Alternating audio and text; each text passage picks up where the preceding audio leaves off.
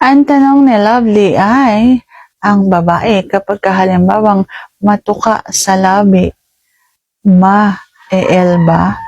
Ang sagot ko ay, interesado ka bang malaman kung ano ang kasagot? Please keep on watching para bago yan.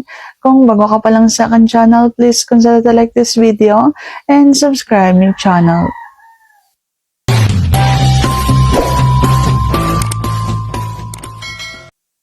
Ang sagot ko ay oo, lalo na kung halimbawang marunong kang tumuka. Kapag halimbawang magaling kang magdala, kahit na yan ay labi sa labi pa lamang, siguradong magbabasa na agad ang isang babae at madadala yan. Mabilis mong mapapahubad yan at mabilis kang makakapatong.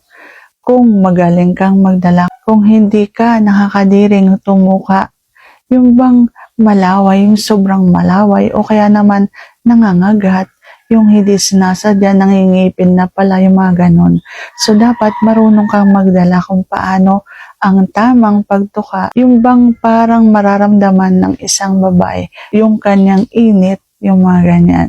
So, dapat marunong kang magdala, marunong kang tumuka, hindi malaway, hindi masakit, hindi nangangagat, yung ganyan, alalay lamang pero mainit at nakakadala.